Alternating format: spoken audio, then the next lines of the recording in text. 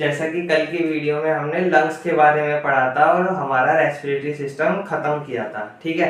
आज हम पढ़ेंगे रेस्पिरेशन होता कैसे है। ये दो चीजें होती हैं, या तो हम सांस लेते हैं या हम सांस बाहर निकालते हैं। जिसे हम अगर सांस हम अंदर लेंगे उसे हम इनहेलेशन बोलते हैं, इंस्पिरेशन बोलते हैं, और सांस बाहर छोड़ने को एक्सहेलेशन या एक्सपिरेशन बोला जाता है, ठीक है। तो अभी तक हम क्या पढ़ के आए हैं, मुंह या नाक के थ्रू सांस लेते हैं, वो कहाँ जाता है, हमारे फेनिक्स में जाता है। फेनिक्स को हम गला कहते हैं। फेनिक्स से कहा जाता है वो लैनिक्स में। लैनिक्स हमारा वॉइस बॉक्स होता है, जो हमारी आवाज को बताता है कि हमारी आवाज भारी होगी, हल्की होगी, हमारा वॉइस प्रोडक्शन कैसा होगा। फिर वहां से हमारा ट्रैकिया में जाता है। ट्रैकिया से होते हुए एयर हमारी वॉर्म हो जाती है, तो ट्रैकिया से कहा जाती है वो फिर ब्रोंकस या ब्रोंकियोली में जाती है, वहां से लंग्स में जाती है। और एक पार्ट होता है हमारा बॉडी में एल्वियोली, जिसका काम क्या होता है, ऑक्सीजन रिच एयर को तो ब्लड स्ट्रीम में मिला देना, और जो कार्बन डाइऑक्साइड रिच एयर हमारी बॉडी के अंदर है उसको बाहर निकालना, ठीक है। तो अब हम पढ़ेंगे इनहेलेशन का या इंस्पिरेशन का प्रोसेस।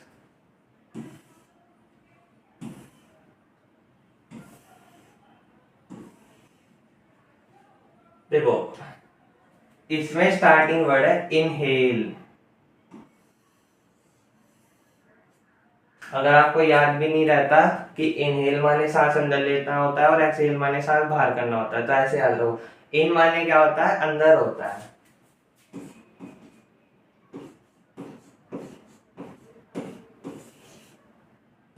हेल माने किसी चीज को खींचना, तो अंदर खींचना, सांस को अंदर खींचना इनहेलेशन कहलाता है, ठीक है। अब इनहेलेशन प्रोसेस होता क्या है, देखो। The respiratory centre is brain detect the need of oxygen. ये शुरू होता है हमारे रेस्पिरेटरी सिस्टम कैसे शुरू होता है, हमें कैसे पता चलता है कि हमें सांस लेनी है, ठीक है। तो हमारे ब्रेन सेल से मैसेज जाता है हमारे रेस्पिरेटरी सिस्टम को कि वहां पे ऑक्सीजन की जरूरत है।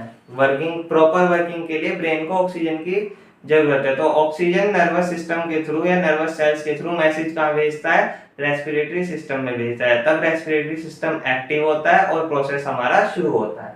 तो पहले पॉइंट में यही बताया है कि हमारे ब्रेन को जब ऑक्सीजन की नीड होती है तो वो कहाँ मैसेज भेजता है, हमारे रेस्पिरेटरी सिस्टम में मैसेज भेजता है। फिर रेस्पिरेटरी सिस्टम ऑक्सीजन इनहेल करता है, ठीक है। अब दूसरा पॉइंट है it send nervous signal to diaphragm. जो सबसे पहला सिग्नल जाता है हमारे रेस्पिरेटरी सिस्टम के कौन से पार्ट को जाता है, डायफ्राम, ठीक है। अब जब हम सांस लेते हैं, आप खुद सांस लेके देखिए, तो ऐसा लगता है एब्डोमेन के नीचे वाला हिस्सा तो नीचे की तरफ जा रहा है और जो चेस्ट कैविटी वाला एरिया है हमारा आगे की तरफ आ रहा है। तो क्या होता है, जो हमारा डायफ्राम होता है, डायफ्राम हमारा नीचे की तरफ होता है। तो डायफ्राम हमारा कहाँ जाता है, देखो डायफ्राम हमारा यहाँ होता है बॉडी में, ये वाला हिस्सा। तो डायफ्राम डाउनवर्ड पोजीशन में चलता है, डाउनवर्ड पोजीशन में चलता है और फ्लैट हो जाता है। जैसे जैसे हम सांस लेते जाते हैं उसका, अगर वो इस तरीके से बॉल की तरह है तो वो ऐसे फ्लैट होना शुरू हो जाता है, ठीक है। तो क्या होता है, डायफ्राम हमारा नीचे की तरफ जाता है और फ्लैट होता है। डायफ्राम मूव्स डाउनवर्ड एंड फ्लैटन्स, नीचे की तरफ जाता है और चपटा होता चला जाता है, ठीक है। Ribs moves upward and outward. तो देखो, जब हम सांस लेते हैं ऐसा लगता है ना जैसे हमारी पसलियां हैं ऊपर की तरफ और आगे की तरफ चल रही है। यही हमारी चेस्ट कैविटी होती है जो बाहर की तरफ लगती है। The chest cavity increase their volume. जब हम सांस लेते हैं, देखो अभी तो नॉर्मल है यहाँ पे, जब सांस लेता हूँ तो ऐसा लगता है यहाँ का वॉल्यूम बढ़ गया, यहाँ का एरिया में इंक्रीज हुआ है। तो चेस्ट कैविटी अपने वॉल्यूम को क्या करती है, बढ़ाती है, ठीक है। अब देखो, जो हम सांस लेते हैं, जो हम बाहर से ऑक्सीजन रिच एयर ब्रीथ करते हैं, वो कैसे चलती है, नोज या माउथ के थ्रू हमने ऑक्सीजन ली अंदर। फिर वो वहां से कहा जाएगी फेनिक्स में। फेनिक्स क्या होता है, गला होता है जो वॉइस को हमारे लैरिंक्स तक पहुंचाता है। अब वॉइस हमारे लैरिंक्स तक आ गई। लैरिंक्स हमारा वॉइस बॉक्स होता है। लैरिंक्स का काम क्या होता है, वॉइस प्रोडक्शन का। लैरिंक्स ही डिपेंड करता है हमारी वॉइस कैसी होगी, हल्की होगी, भारी होगी, ठीक है। फिर लैरिंक्स से होता हुआ ट्रैकिया में जाता है। ट्रैकिया हमारा विंड पाइप होता है, यहाँ पे जो एयर गर्म होती है, ह्यूमिडिफाइड एयर होती है। फिर यहाँ से हमारे ब्रोंकाई और ब्रोंकियोलिस तक जाती है और ब्रोंकियोलिस उसे एल्वियोली तक पहुंचाता है। एल्वियोली का काम क्या होता है, जो हमारी ऑक्सीजन रिच एयर है उसको ब्लड स्ट्रीम में मिलाने का, और जो कार्बन डाइऑक्साइड रिच एयर है उसको हमारी बॉडी से लंग्स के थ्रू बाहर निकालने का। ठीक है, लास्ट पॉइंट में यही बात लिखी है जो मैंने अभी आपको बताई है। ठीक है, ये होता है हमारा इनहेलेशन प्रोसेस। अब हम जब एक्सेलेशन प्रोसेस करते हैं या एक्सपिरेशन प्रोसेस करते हैं तो क्या होता है, अभी हमने सांस अंदर ली, अब हमने सांस छोड़ी, तो ठीक है, अब देखते हैं हम एक्सेलेशन माने क्या होता है। एक्स माने होता है बाहर, बाहर निकालना, सांस को बाहर निकालना एक्सेलेशन होता है। देखो अब क्या होता है एक्सेलेशन प्रोसेस में, होता क्या है, देखो हमने सांस ली, ठीक है, तो हमारा डायफ्राम अभी नीचे की तरफ और फ्लैटन था, तो धीरे धीरे क्या होगा, डायफ्राम अपनी, जब हम सांस छोड़ेंगे तो डायफ्राम अपनी उसी पोजीशन पे वापस आएगा और दोबारा से फ्लैट की जगह वो अपनी शेप में आ जाएगा। तो सबसे पहले diaphragm comes into their its original shape, diaphragm अपनी ओरिजिनल शेप में आता है। ठीक है, अभी जो हमारी रिब्स बाहर की तरफ आउटवर्ड और अपर साइड की तरफ मूव हुई थी, वो भी अपनी रेस्ट पोजीशन पे आती हैं। The chest is coming back to its original position. ठीक है, अब जब हमने सांस लिया था तो हमारे रिब्स आगे की तरफ चली थी, जिससे हमारा वॉल्यूम इंक्रीज हुआ था।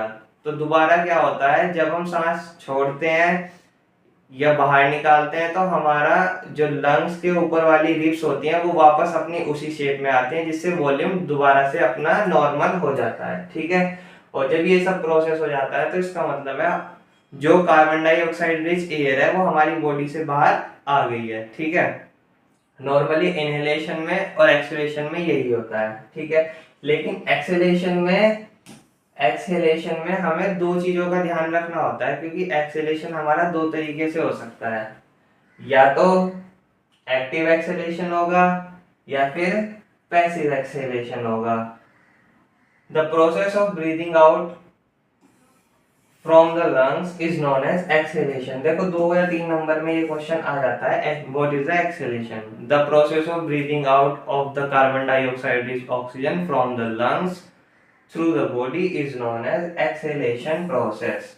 ठीक है, हमारे शरीर से फेफड़ों के द्वारा कार्बन डाइऑक्साइड रिच वायु को बाहर निकालने की प्रक्रिया एक्सहेलेशन होती है।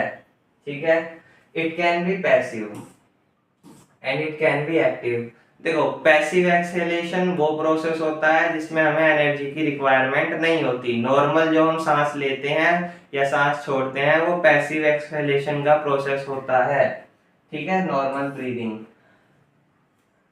और it can be active, active का मतलब है जब हमें फोर्स्ड ब्रीदिंग करनी पड़े, एकदम से बहुत सारी एनर्जी लगानी पड़े। एग्जाम्पल, जब आप जिम में वेट उठाते हो तो वेट उठाने के बाद जब आप वेट रखते हो तो जल्दी जल्दी सांस लेते हैं, सांस फूल जाता है, तो उस टाइम हमारी फोर्स ब्रीदिंग या एक्टिव ब्रीदिंग काम आती है। छींक, अचानक से छींक आ जाना, वो भी एक्टिव ब्रीदिंग का ही पार्ट होता है। पैसिव एक्सेलेशन, देखो एक्सेलेशन का मैंने प्रोसेस बता ही दिया था, डायफ्राम रिलैक्स होता है, अपनी ओरिजिनल शेप में आता है, थोरैसिक कैविटी वॉल्यूम डिक्रीज, जो हमारे रिब्स का एरिया भी इंक्रीज हुआ था इनहेलेशन के टाइम, वो एक्सेलेशन के टाइम अपनी नॉर्मल शेप में आता है। लंग्स पे प्रेशर इंक्रीज हो जाता है, वहां पे लंग्स पे प्रेशर डिक्रीज होता था, यहाँ पे लंग्स पे प्रेशर इंक्रीज हो जाता है, क्योंकि हमारी जो चेस्ट रिब्स होती हैं वो लंग्स से चिपकनी शुरू हो जाती हैं। ठीक है, air flow out from the lungs through the nose and mouth. और जो लास्ट प्रोसेस होता है, जो कार्बन डाइऑक्साइड रिच एयर होती है वो नाक के थ्रू हमारी बाहर चली जाती है। और ये एक्टिव इनहेलेशन के बारे में देखो, कफ, खांसी आ जाना तब एक्टिव इनहेलेशन होता है, छींक आ जाना एक्सरसाइज करने के बाद, या फिर हम कोई बहुत ज्यादा भारी काम, जैसे अपने वेट से ज्यादा जब हम कुछ चीज उठाते हैं तो हमारी सांस फूल जाती है, तो वो सब हैवी वर्क में आता है। इसमें बहुत ज्यादा प्रेशर लगता है लेकिन प्रोसेस वही होता है, लेकिन इसमें एक्सेसिव प्रेशर, एनर्जी की ज्यादा आवश्यकता होती है। ठीक है,